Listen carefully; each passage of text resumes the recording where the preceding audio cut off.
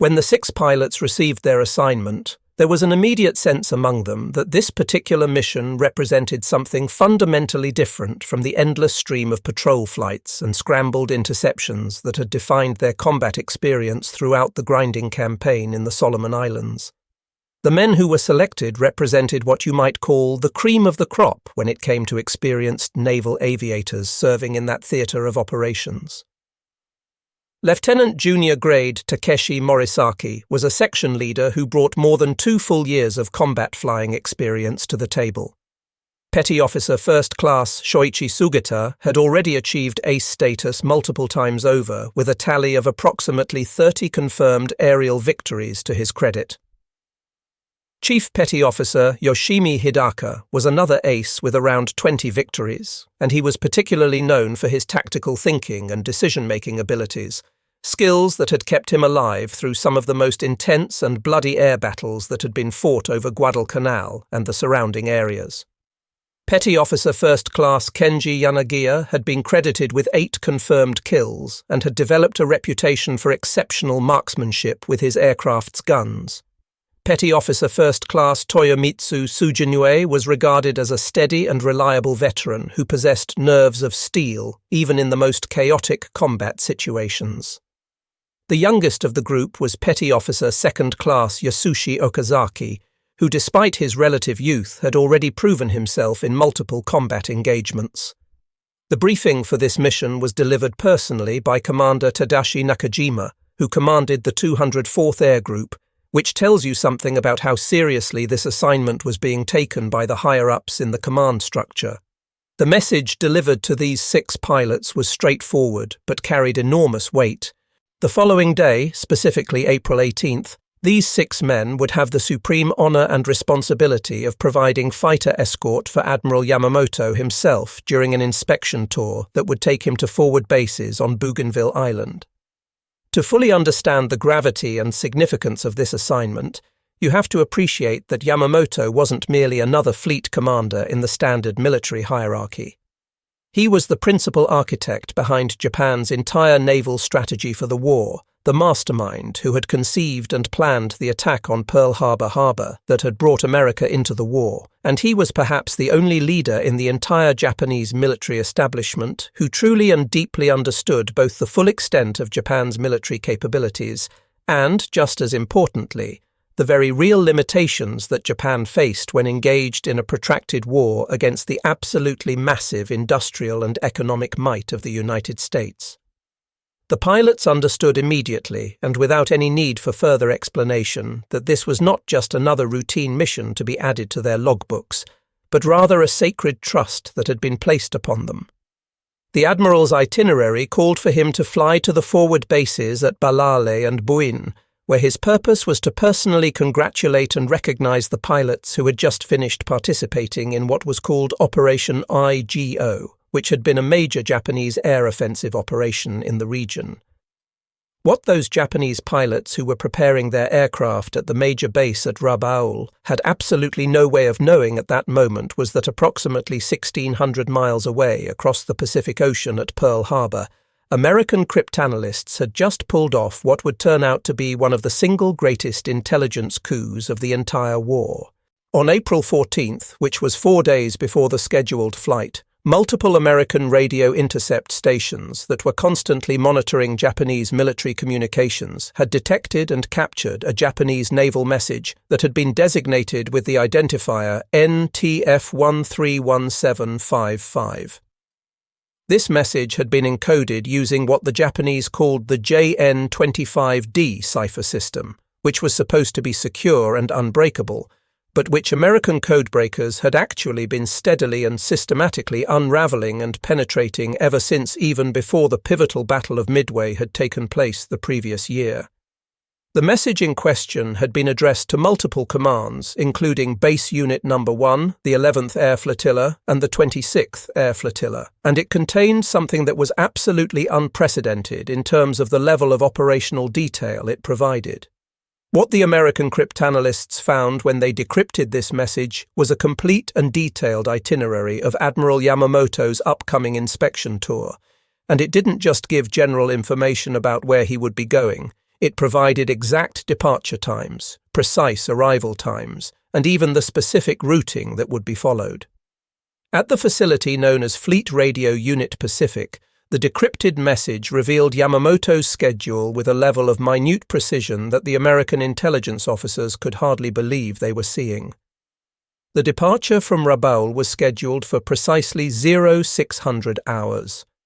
Arrival at the Balale Island airstrip was set for 0800 hours. From there, he would transfer to surface transport, specifically a subchaser vessel, at 0840, and this would take him to Shortland Island, with arrival at Shortland scheduled for 0940 hours. The itinerary included time for lunch with senior officers at the base, followed by a departure from Shortland at 1400 hours in the afternoon, with the return flight to Rabaul scheduled to arrive by 1540 or 3:40 in the afternoon. The American intelligence officers reviewing this decrypt could hardly believe the stroke of good fortune that had just fallen into their laps. The Japanese, with their well-known cultural obsession for detailed planning and extreme punctuality, had inadvertently provided what amounted to a perfect blueprint for an assassination operation. Admiral Chester Nimitz, who was the overall commander of Pacific forces, had to personally approve what would happen next, and after consultation with authorities in Washington, the decision was reached that this opportunity was too valuable to pass up. The order was given that Yamamoto must be eliminated, and planning immediately began for what would be designated Operation Vengeance. At Henderson Field on Guadalcanal, which was the main American air base in the Solomon Islands that had been captured from the Japanese and built up into a major operational facility, the planning process for Operation Vengeance began with military planners having to confront a sobering mathematical reality that would make this mission extremely challenging. The distance from Guadalcanal to the calculated interception point in the vicinity of Bougainville was approximately 420 miles, which represented the absolute outer limit of the operational range for the P-38 Lightning fighter, and this range could only be achieved if the aircraft were equipped with auxiliary external fuel tanks, and if the navigation was executed with near-perfect precision. Major John Mitchell, who commanded the 339th Fighter Squadron, worked through the entire night of April 17th along with his operations staff, performing detailed calculations of fuel consumption rates at various altitudes and speeds, analyzing wind speed and direction predictions, and calculating the precise timing that would be required to intercept Yamamoto's flight at the only point where it would be within the maximum range of the American fighters, and where it would be flying at low altitude and therefore vulnerable to attack. The operational plan that emerged from this intensive planning session was audacious in the level of precision that would be required for success. A total of 18 P-38 Lightning fighters were initially assigned to the mission, though as it turned out, only 16 would actually take off and fly the mission after 2 of the aircraft developed mechanical problems during the engine startup procedures. These 16 P-38 fighters would fly a very carefully calculated route that had been specifically designed to keep them beyond the effective range of Japanese radar installations and also beyond the observation range of Japanese coast watchers, who were known to be operating throughout the Solomon Islands region. The plan called for maintaining complete radio silence throughout the entire outbound flight, and the aircraft would fly at extremely low altitude, essentially at wavetop height just above the ocean surface, to avoid visual detection by any Japanese observers who might be on islands below their flight path. The route was broken down into 5 distinct legs, each one precisely timed and with specific navigation checkpoints, and the plan had absolutely no margin for error because any deviation from the planned route, any mechanical failure that forced an aircraft to abort, or any navigational error that put them even slightly off course would result in either missing the interception entirely or running out of fuel before being able to return to base. The intercept time was calculated for precisely 0935 hours in the morning, which would give the American fighters exactly 15 minutes of time over the target area to complete their attack before fuel considerations would force them to turn around and head back toward Guadalcanal. And even then, the return flight would leave them with minimal fuel reserves. The 6 Zero fighter pilots who were preparing their aircraft at Rabaul for the escort mission were flying the A6M-3 Model 22 variant of the Zero, which represented an evolution of Japan's most famous and celebrated fighter aircraft. But by April of 1943, this evolution had actually become something of a liability rather than an advantage. The original Zero that had stunned the aviation world when it first appeared in combat in 1940 had been genuinely revolutionary in its design, representing what seemed like a perfect synthesis of 3 critical performance factors: range, maneuverability, and firepower, and these capabilities had been achieved through an absolutely radical approach to weight reduction in the aircraft's design.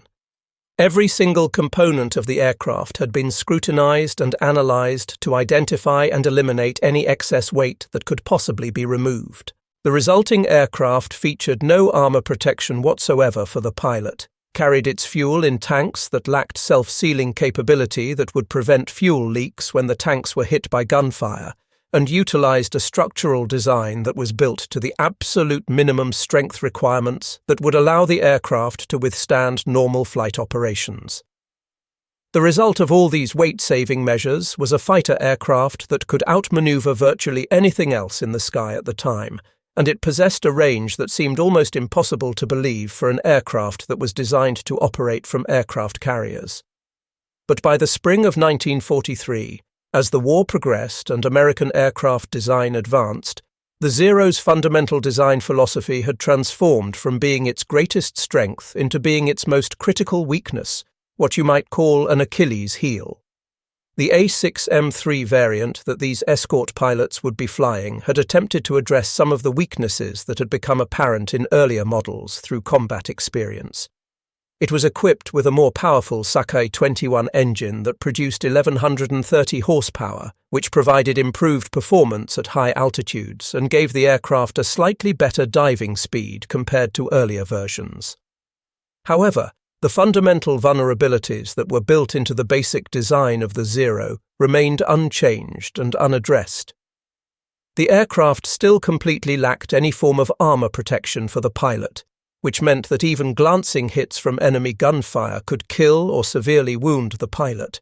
It still carried all of its fuel in unprotected tanks that would immediately leak and often ignite when struck by incendiary ammunition, essentially turning the aircraft into what pilots grimly referred to as a flying torch. Most critically for the mission that lay ahead, the aircraft still fundamentally lacked the speed necessary to either catch up to or successfully escape from the new generation of American fighter aircraft that were now operating in the Pacific theater. The maximum speed that the A6M3 Model 22 could achieve was 388 miles per hour, and this top speed could only be reached at an altitude of approximately 19,690 feet under optimal conditions. In direct comparison, the P-38 Lightning that would be attacking them the following morning was capable of reaching 414 miles per hour at 25,000 feet, and the Lightning could outdive the Zero without any fear of structural failure due to excessive speed, and it carried enough concentrated firepower from its nose-mounted guns to completely destroy a Zero fighter with a single well-aimed burst of fire. The defensive formation that the Japanese escort would employ for this mission reflected tactical doctrine that had been developed through combat experience in China during the late 1930s against Chinese opposition that was flying obsolete and inferior aircraft, and this doctrine had not been significantly updated to reflect the realities of combat in 1943 against modern American fighters flown by increasingly well-trained pilots. The standard defensive positioning that Japanese doctrine called for placed the protecting fighters above and behind the bombers they were assigned to protect, which made perfect sense and was highly effective for diving down onto attackers who were approaching from above, which was the classic fighter attack profile that had been used by fighter pilots since the First World War. However, this traditional formation had a fatal blind spot that nobody in the Japanese command structure had apparently given sufficient thought to addressing. It could not adequately protect against attackers who chose to approach from below and behind, which was exactly the attack profile and approach vector that the Americans had carefully planned to use. The 6-0 pilots would be positioned at an altitude of approximately 6,500 feet, flying about 1,500 feet above and behind the two Mitsubishi G4M bomber aircraft, which were nicknamed Betty by the Allies, from the 705th Air Group. Bomber number 323 was carrying Admiral Yamamoto and his immediate staff, while bomber number 326 was carrying Vice Admiral Matome Ugaki along with other staff officers. The escort pilots would be scanning the sky constantly, but they would be looking primarily above them and ahead of them for threats, because that was where enemy fighters were expected to come from, diving down from higher altitude. Meanwhile, the actual threat would be approaching from below, climbing up from wavetop height, where the Japanese pilots were not expecting to see enemy aircraft. As the Japanese formation approached the coast of Bougainville Island at approximately 9:30 hours on the morning of April 18th, the 6-0 pilots were maintaining what they considered to be a vigilant watch on the sky above them and ahead of their position. This was where threats had always historically come from in their combat experience, enemy fighters diving out of the sun, using their altitude advantage to build up speed for a single slashing high-speed attack before climbing back up to altitude. Lieutenant Morisaki, who was leading the escort formation, had positioned his two three-plane sections perfectly according to established Japanese fighter doctrine, maintaining spacing between aircraft that would allow for mutual support while also covering the largest possible area of sky around the bombers. They were now flying over the dense jungle terrain of Bougainville, and the airfield at Balal was visible in the distance ahead of them, probably no more than 5 minutes of flying time away from touchdown. The most dangerous part of the entire journey seemed to be nearly complete, and within a few more minutes they would have successfully delivered the Admiral to his destination. But the threat was not coming from where anyone expected it to come from, or at the time when they expected it. At precisely 9:34 hours, Major Mitchell's top cover flight of P-38s, which had been designated to provide high cover while another flight made the actual attack, spotted the Japanese formation at exactly the position where American intelligence had predicted they would be, with 2 bomber aircraft and 6 fighter escorts flying in perfect formation, completely unaware that 16 American fighters were approaching from the south at extremely low altitude just above the jungle treetops. Mitchell pressed his radio transmit button for what was the first radio transmission that had been made by any of the American pilots in more than 2 full hours of flight time. His brief message was simply, "Bogies, 11 o'clock high," using standard aviation terminology to indicate enemy aircraft at a specific position relative to his own aircraft. Captain Thomas Lanphier, who was leading the killer flight that had been specifically designated to attack the bombers, could hardly believe the incredible good fortune of finding the Japanese formation exactly on schedule, exactly where they had been predicted to be, and completely oblivious to the presence of 16 American fighters that were now beginning their attack run. The P-38 fighters jettisoned their external drop tanks to reduce drag and increase maneuverability, and they began their climbing attack approach toward the Japanese formation. What happened during the next few minutes occurred with such incredible speed and took place so quickly that the participants who survived would spend decades afterward arguing about the exact sequence of events and who did what during the actual combat. The Zero escort pilots, who had been diligently scanning the sky above them and watching the ocean horizon below, completely failed to spot the olive-drab painted P-38 fighters climbing up from below until the American fighters were already well within effective gun range and beginning to line up their shots. The American fighters had been painted in a color scheme of dark olive green and grey that had been specifically developed for operations in the Southwest Pacific Theater, and this camouflage scheme proved to be devastatingly effective because it allowed the aircraft to blend almost perfectly with the jungle backdrop behind and below them. By the time that Petty Officer Yanagiya, who was flying in the outermost position on the right side of the Japanese formation and therefore had the best vantage point to spot aircraft approaching from that direction, finally spotted the approaching P-38 fighters and shouted a warning over his radio, Lieutenant Rex Barber in his P-38 was already positioned within approximately 50 yards behind and below Yamamoto's bomber with his finger on the trigger of his guns ready to fire. Barber's attack was executed in textbook perfect fashion, exactly as briefed and practiced. Approaching from the bomber's 7 o'clock position, which means from behind and to the left and below the aircraft, where the tail gunner manning the defensive gun position could not depress his weapon downward at a sufficient angle to effectively engage an attacker at that position, Barber opened fire with all 4 of his 50 caliber machine guns and his single 20mm cannon, all of which were mounted in the nose of the P-38 and therefore fired in a concentrated stream directly ahead of the aircraft. The concentrated firepower from all 5 weapons tore into the Betty bomber's right engine, the right wing root where the wing joined the fuselage, and the fuselage itself. In the detailed after-action report that Barber filed after returning to base, he described seeing the bomber's right engine immediately begin streaming both black smoke and white vapor, which indicated that both oil and fuel lines had been severed by his gunfire and that the engine had been effectively destroyed. He continued firing as he rapidly closed the distance, shifting his point of aim to target the left engine as well, and he reported seeing pieces of the aircraft's structure breaking away from the right wing as his shells and bullets found their mark. At almost exactly the same moment, Lieutenant Morisaki, who was leading the Zero escort formation, realized what was happening and immediately rolled his fighter into an inverted position and pulled through what pilots call a split S maneuver, diving at full throttle directly toward the attacking P-38 fighters, with his wingman following his lead and attempting to match his maneuver. But the geometry of the situation and the simple physics of acceleration and distance made any effective intervention essentially impossible. They were starting from a position 1,500 feet above the action and several hundred yards behind where the actual attack was taking place, and even diving at full throttle and pushing their Zero fighters right to the edge of their structural limits, they simply could not cover that distance fast enough to reach the American fighters before the fatal damage had already been inflicted on the bomber carrying Admiral Yamamoto.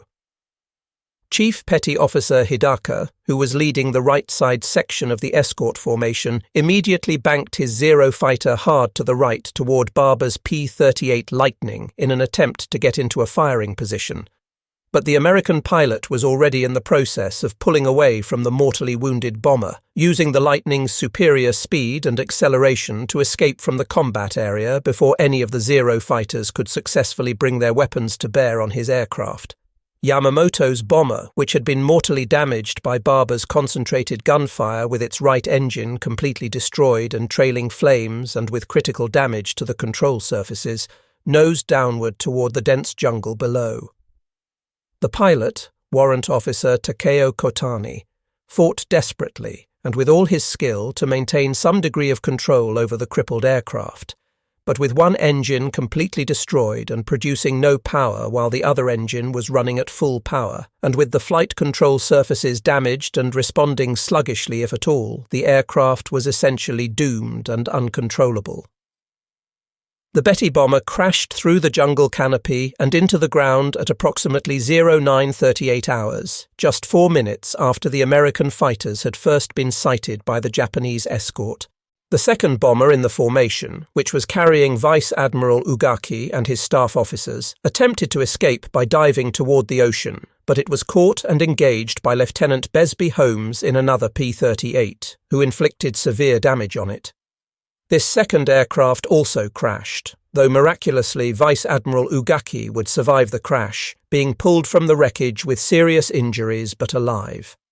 Only Petty Officer First Class Kenji Yanagiya, among all the escort pilots, managed to achieve any form of successful retaliation or offensive action against the attacking Americans. As the P-38 fighters broke off their attack and turned south toward their base at Guadalcanal, Yanagiya spotted one Lightning that was struggling and falling behind the formation of other American aircraft, trailing smoke from one of its 2 engines.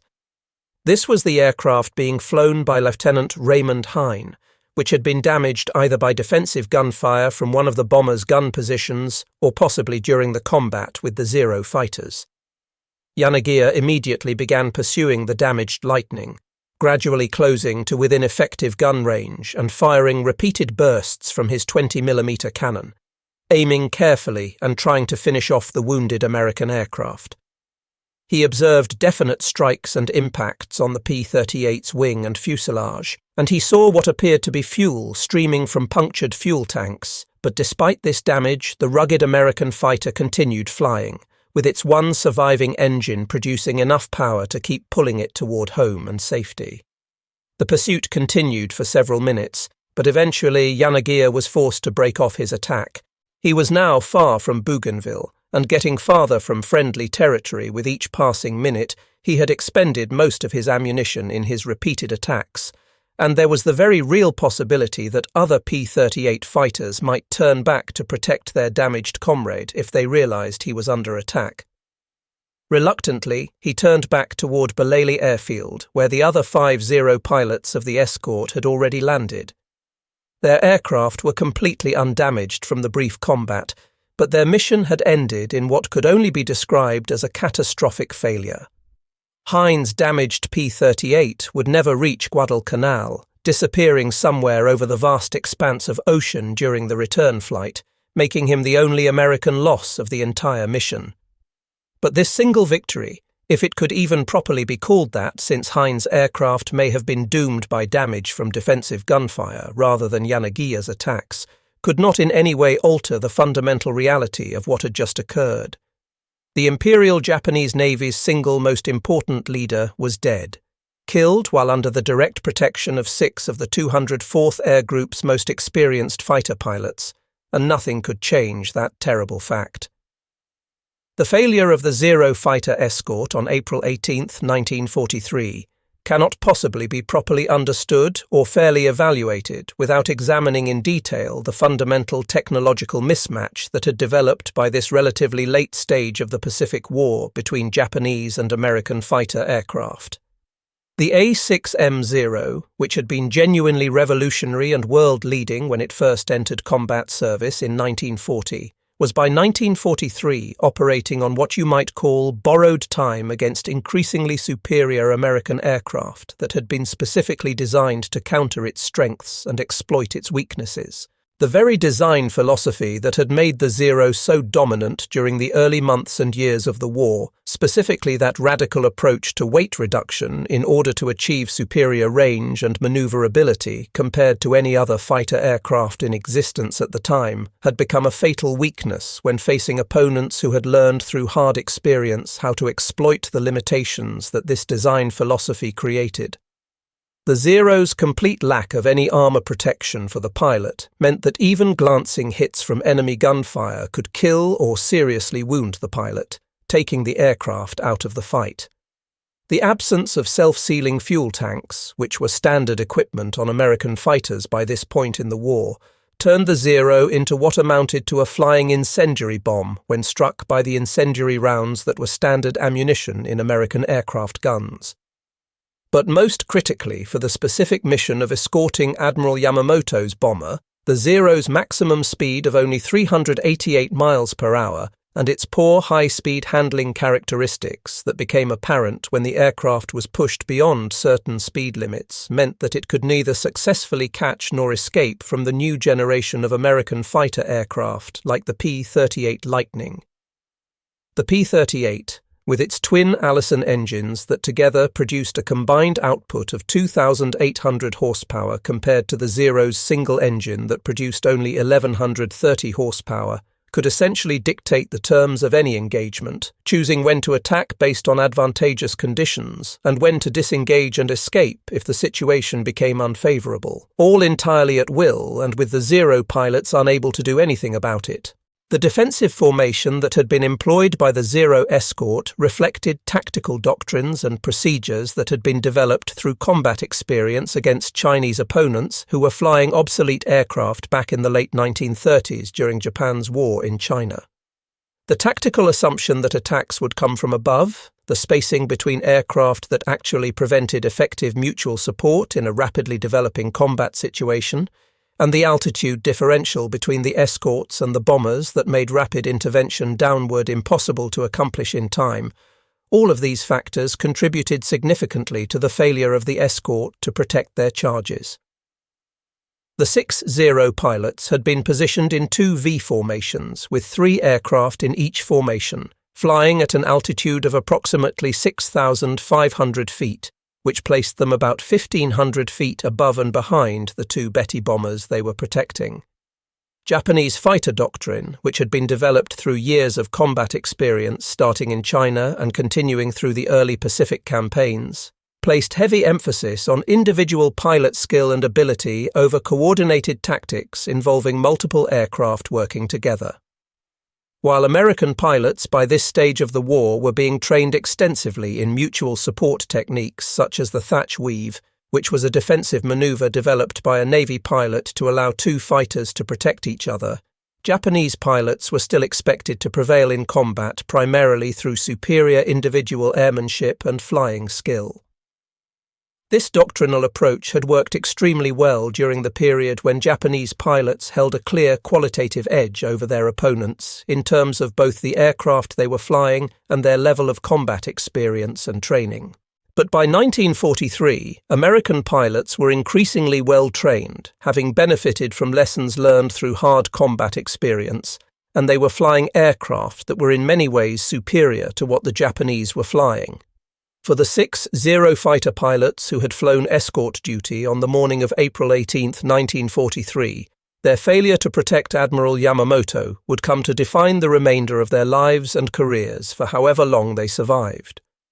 Within a span of just 3 months following the mission, 4 of the 6 pilots would be dead, killed in combat in the skies over the Solomon Islands. Chief Petty Officer Yoshimi Hidaka and Petty Officer 2nd Class Yasushi Okazaki both died on June 7th during a large-scale raid against American positions in the Russell Islands, a massive operation that involved 81 Zero fighters, 12 of which were carrying incendiary firebombs under their wings, with the rest providing escort. During the 90-minute battle that developed, which saw 23 to 24 Japanese aircraft shot down against approximately 50 Allied fighters that were engaged, both Hidaka and Okazaki were shot down and killed. Both men had been flying Zeros that were armed with firebombs suspended under their wings, and they pressed their attacks through intense anti-aircraft fire from ground positions and against determined opposition from American fighters. Lieutenant Junior Grade Takeshi Morisaki, who had been the leader of the entire escort formation, was killed on June 16th, just 9 days after Hidaka and Okazaki fell, during an attack against Allied transport ships off Lunga Point on Guadalcanal. He died alongside squadron leader Lieutenant Zenjiro Miyano during yet another raid against American shipping and installations. On July 1st, Petty Officer 1st Class Toyomitsu Sujinue went missing in action and was never seen again during an escort mission that was providing fighter cover for dive bombers that were attacking the Allied naval anchorage at Rendova Island. His fate remains unknown to this day, with no confirmed information about whether he was shot down, crashed, or what happened to him. With Tsujinue's disappearance, only one single member of the original 6-man escort remained alive and still flying combat missions.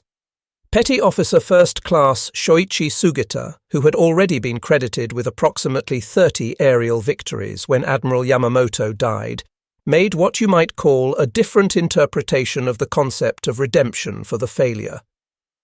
Rather than seeking immediate death in combat like several of his comrades appeared to have done, Sugita decided that destroying as many American aircraft as possible represented better atonement for the failure than simply achieving a single glorious death.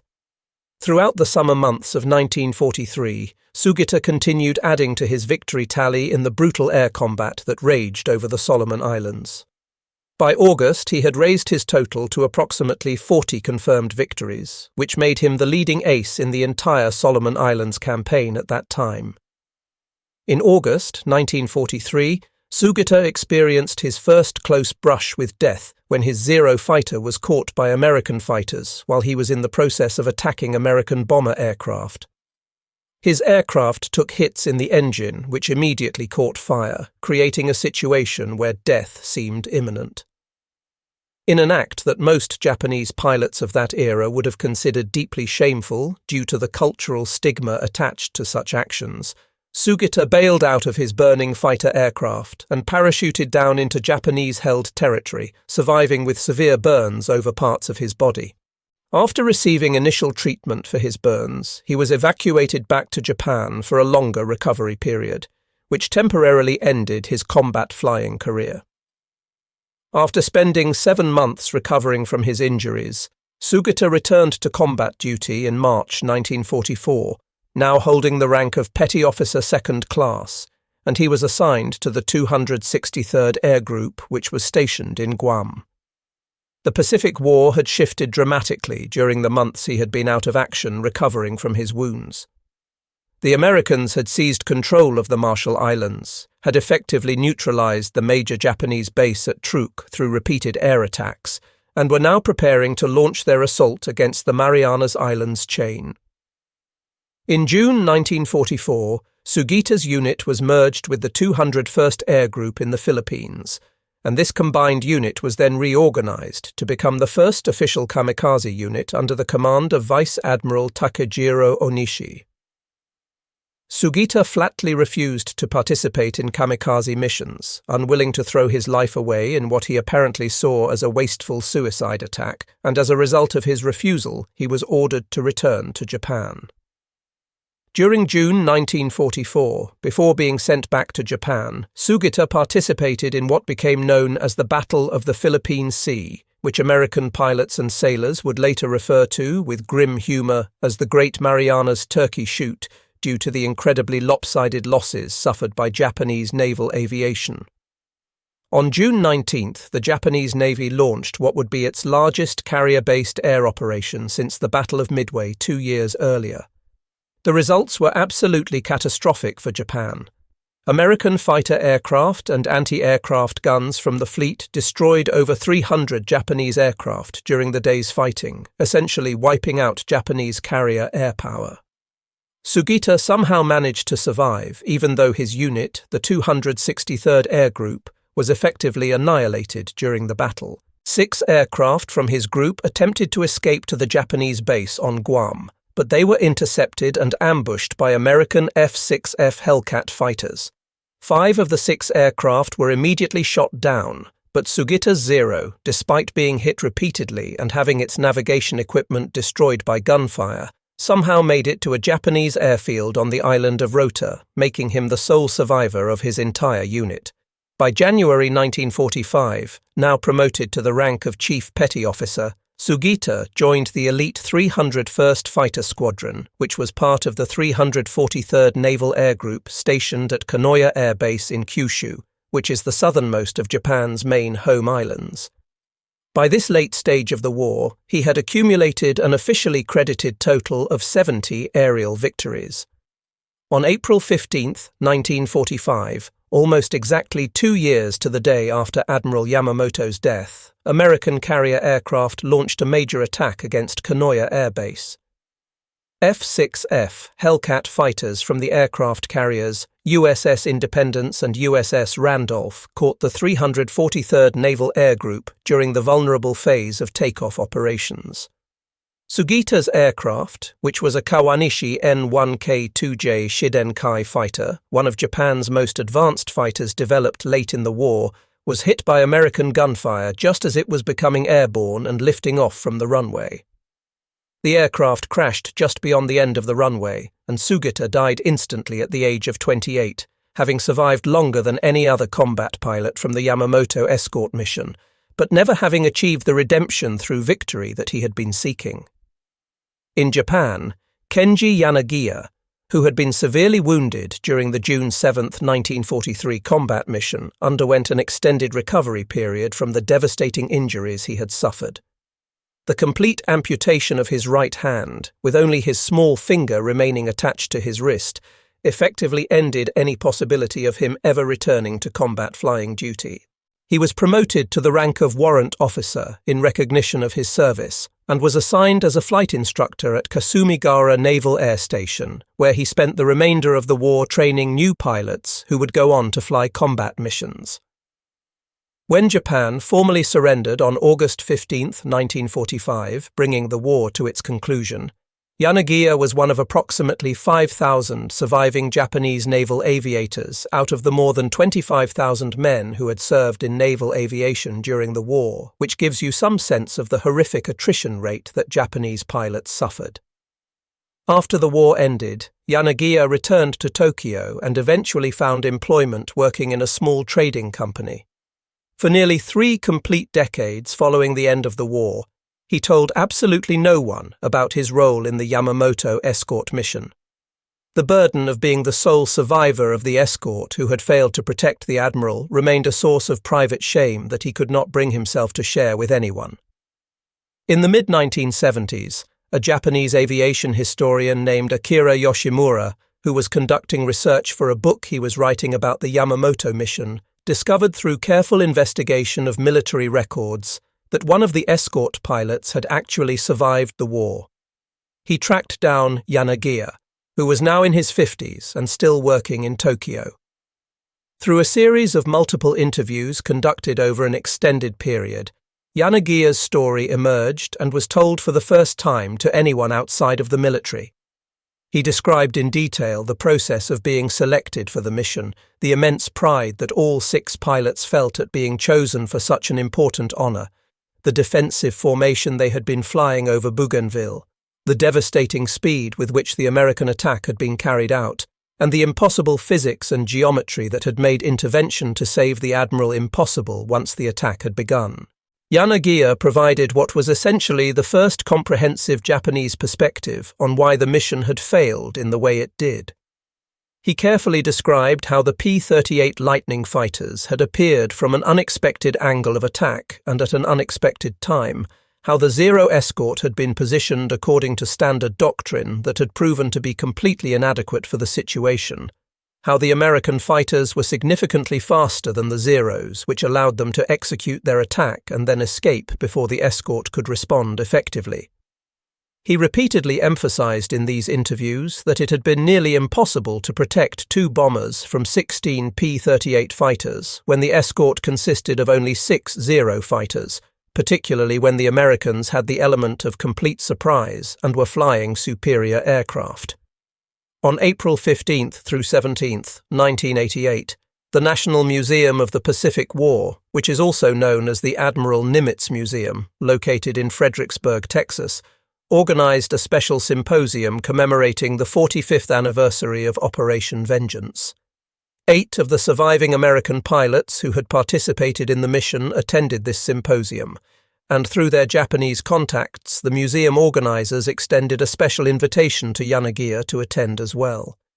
He accepted the invitation, making what was his first trip to America at the age of 68 years old. Contemporary newspaper coverage from the Deseret News and other publications explicitly identified that the lone Japanese representative attending the meeting was former Zero pilot Kenji Yanagiya. During the course of the symposium, Yanagiya met with Major John Mitchell, who had been the mission commander for Operation Vengeance, and he presented Mitchell with a small handheld compass as a gift. He shook hands with Rex Barber and with the other American pilots who had participated in the mission. An official oral history interview was recorded on April 15, 1988, and this interview is now preserved and available through the Portal to Texas History Digital Archive.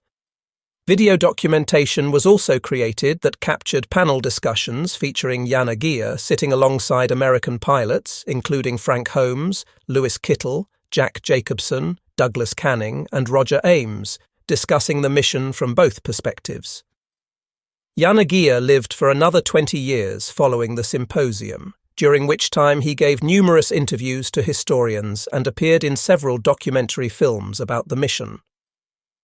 Throughout all of these interviews and appearances, he consistently maintained his position that the failure to protect Admiral Yamamoto had been inevitable given all the circumstances that existed, including the fact that they were flying obsolescent aircraft that were outmatched by the American fighters, that they were following outdated tactical doctrine that didn't account for the way aerial combat had evolved, and that they were facing an enemy who knew exactly when and where to strike thanks to having broken Japanese codes. On February 29, 2008, Kenji Yanagiya died at the age of 88, marking the end of the last direct witness to one of World War II's most historically consequential few minutes of combat. The failure to protect Admiral Yamamoto on the morning of April 18, 1943, was ultimately and fundamentally a failure of technology and intelligence rather than any failure of courage, skill, or dedication on the part of the 6 escort pilots. The Zero fighter, which had been genuinely revolutionary and world-leading when it first appeared in combat in 1940, had become dangerously obsolescent by the spring of 1943. The aircraft's complete lack of armor protection for the pilot, the absence of self-sealing fuel tanks, and most critically its lack of competitive speed compared to newer American fighters, made it fundamentally incapable of countering the boom and zoom tactics that American pilots had developed and were now employing.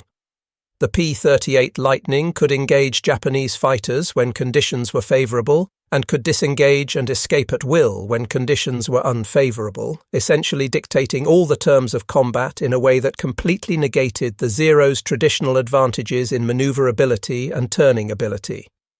The A6M3 Model 22's maximum speed of 388 miles per hour at 19,690 feet altitude was significantly and importantly slower than the P-38's 414 miles per hour capability at 25,000 feet. The Lightning's twin Allison engines produced a combined output of 2,800 horsepower compared to the Zero's single engine that produced only 1,130 horsepower. The P-38 could climb at a rate of 3,500 feet per minute, which was 1,650 feet per minute faster than what the Zero could achieve, and the Lightning maintained superior performance at altitudes above 20,000 feet thanks to its turbo-supercharger-equipped engines.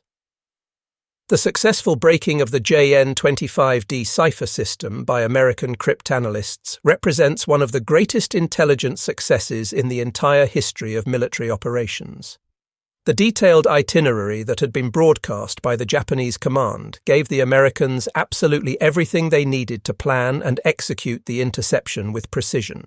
The original message had been sent to multiple different commands as part of the post-operation I-Go coordination and planning,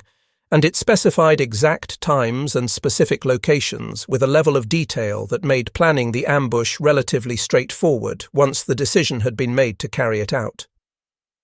This intelligence coup was further magnified by Japanese overconfidence in the security of their cipher systems and a corresponding failure to implement even basic operational security measures that might have made the attack more difficult. The Japanese Navy's fundamental inability to even conceive of the possibility that their codes might have been compromised persisted not just up until Yamamoto's death, but even afterward. While some individual officers harbored suspicions that the Americans might have somehow been warned about the Admiral's flight schedule, the Navy leadership as an institution rejected any possibility that the JN-25D cipher system had been broken and was being read. This willful blindness and refusal to acknowledge the possibility of compromised communications security allowed American codebreakers to continue reading Japanese military communications for many months afterward, providing continued intelligence advantage. The positioning of the Zero escort fighters reflected tactics and doctrine that had been developed through combat experience against inferior Chinese opposition during the late 1930s. The fundamental assumption that attacks would come from above, the spacing between aircraft that actually prevented effective mutual support in a rapidly developing situation, and the altitude differential between the escorts and the bombers that made rapid intervention downward impossible, all of these factors contributed to the ultimate failure. The 6 Zero pilots were positioned in 2 V formations, with 3 aircraft in each formation, flying at an altitude of approximately 6,500 feet, which placed them about 1,500 feet above and behind the 2 Betty bombers they were assigned to protect. Japanese fighter doctrine as it existed at this point in the war emphasized individual pilot skill and ability over coordinated tactics involving multiple aircraft working together in a systematic way. While American pilots by this stage of the war were receiving extensive training in mutual support techniques like the thatch-weave defensive maneuver, Japanese pilots were still expected to prevail in combat primarily through superior individual airmanship. This doctrinal approach had worked extremely well during the period when Japanese pilots held a clear qualitative edge over their opponents in terms of both aircraft performance and pilot experience and skill. But by 1943, American pilots were increasingly well trained, having benefited from lessons learned through extensive combat experience, and they were flying aircraft that were superior in many important respects to what the Japanese were flying. For the 6 Zero fighter pilots who flew escort duty on April 18, 1943, their failure to protect Admiral Yamamoto defined and overshadowed everything else in the remainder of their lives and military careers. Within just 3 months after the mission, 4 of the 6 men were dead, killed in combat in the skies over the Solomon Islands. Chief Petty Officer Yoshimi Hidaka and Petty Officer Second Class Yasushi Okazaki both died on June 7th. Lieutenant Junior Grade Takeshi Morisaki was killed on June 16th, and Petty Officer First Class Toyomitsu Tsujinue went missing in action on July 1st. Petty Officer First Class Shoichi Sugita survived until April 15, 1945, accumulating an officially credited total of 70 aerial victories before he died during a takeoff scramble at Kanoya Air Base when his aircraft was hit by American fighters and crashed. Only Kenji Yanagiya survived the entire war, living with the burden and weight of failure and survival until his death in 2008 at the age of 88. The 204th Air Group, from which all 6 escort pilots had been selected, suffered devastating losses throughout the remainder of 1943 and into 1944. The unit had originally been formed on November 1, 1942, through the simple redesignation and renaming of the 6th Air Group, and it operated primarily from the major base at Rabaul during the extended Solomon Islands campaign. By the time the war ended, very few of the unit's original pilots had survived the continuous attrition of combat operations. The death of Admiral Yamamoto dealt a psychological blow to Japan, from which the nation's military never truly recovered. He was not merely one fleet commander among several, but rather the intellectual architect of Japanese naval strategy for the entire war. His deep understanding of American industrial capacity and economic power, his repeated warnings about the dangers of a protracted war against such an opponent, and his ability to conceive and plan operations of the scale and audacity of the Pearl Harbor attack made him essentially irreplaceable in terms of strategic thinking and operational planning. His successor as commander of the combined fleet, Admiral Minichi Koga, while certainly a competent officer, lacked both Yamamoto's strategic vision and his personal charisma that had made him such an inspirational leader. For the Americans, the successful assassination and elimination of Yamamoto validated and confirmed the value and importance of their intelligence-gathering capabilities and code-breaking efforts, and it demonstrated their growing ability to conceive, plan, and execute complex, long-range operations with precision. The mission became something of a template and model for similar operations that would be carried out throughout the remainder of the Pacific War. 18 P-38 Lightning fighters had initially been assigned to Operation Vengeance, though only 16 actually took off and flew the mission after 2 aircraft developed mechanical problems during the engine startup procedures and had to abort before takeoff. The failure to protect Admiral Yamamoto was not a failure attributable to the 6 individual escort pilots themselves, but rather represented a failure of the entire Japanese military system as it existed by the spring of 1943. It represents and symbolizes the historical moment when individual courage, skill, and dedication could no longer compensate for and overcome technological disadvantages and intelligence deficiencies. The Zero pilots did absolutely everything that their training and their doctrine prescribed and required them to do, but their training and their established doctrine were fundamentally and fatally flawed when applied against the realities of combat in 1943. The question of whether the Zero escort could possibly have saved Admiral Yamamoto if they had been positioned differently, or if they had spotted the attacking Americans earlier, is one that historians have debated,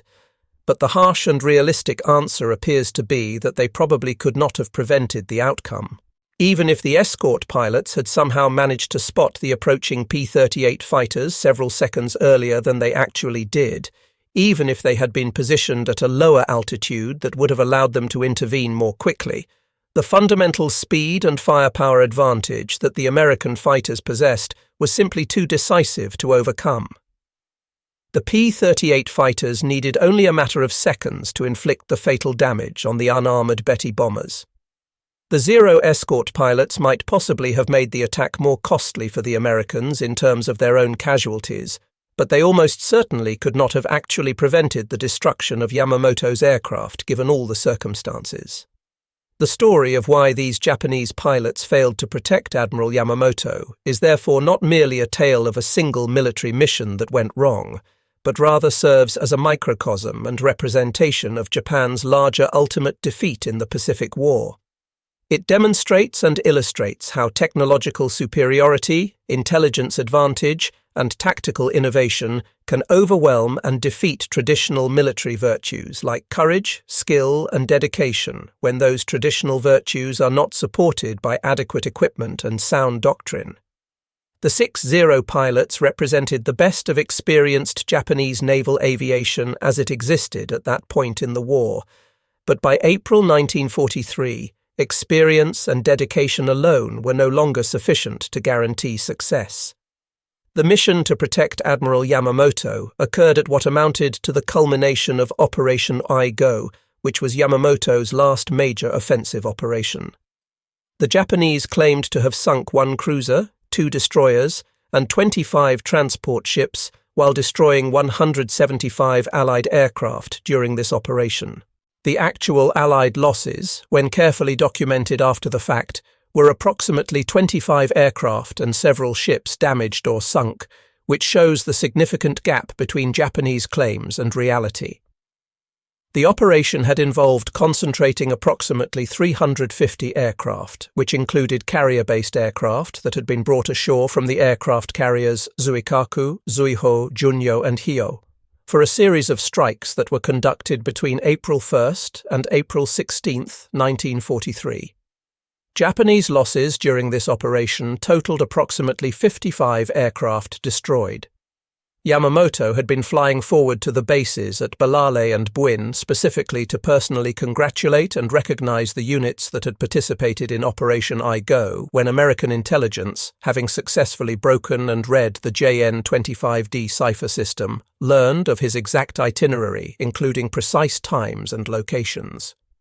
The precision and accuracy of American operational planning for what became Operation Vengeance, with 16 P-38 Lightning fighters navigating over 420 miles over open ocean, while maintaining complete radio silence and arriving at the interception point at exactly 9:35 hours as planned,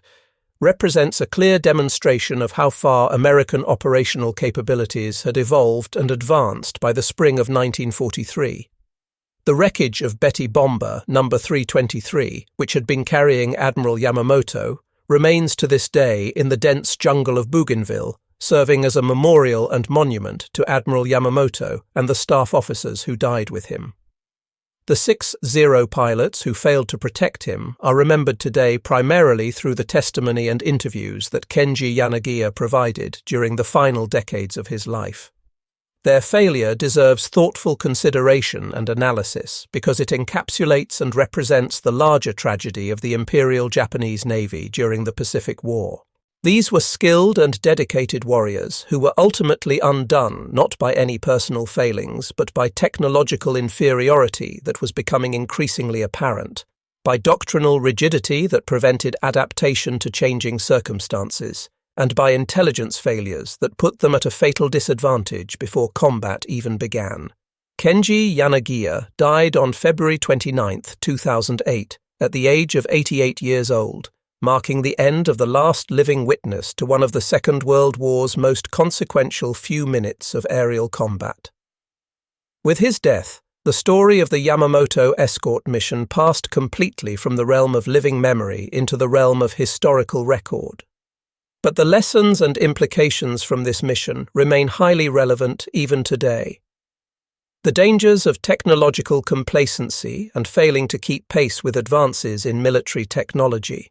The absolutely critical importance of communications, intelligence and security, the necessity for military doctrine to continuously evolve and adapt based on actual combat experience and changing circumstances, and ultimately the inherent limits of human courage and skill when confronted with systematic disadvantages in equipment and information. The 6 Zero pilots who flew on April 18, 1943, should not be remembered as failures in any personal sense. They were men who were asked to accomplish something that was essentially impossible given the circumstances they faced, and their inability to achieve success marked not any inadequacy on their part, but rather the beginning of the end for Imperial Japan's ambitions in the Pacific. They flew obsolescent aircraft that were increasingly outmatched. They followed tactical doctrine that had been developed for different circumstances and had not been updated to reflect current realities. And they faced an enemy who knew exactly when and where to strike because Japanese communications security had been fatally compromised. Their story represents one of the Pacific War's most genuinely poignant tragedies, the story of warriors who were defeated not through any lack of courage or determination, but by the inexorable changing nature of warfare itself, and by systematic failures that extended far beyond their individual control or responsibility.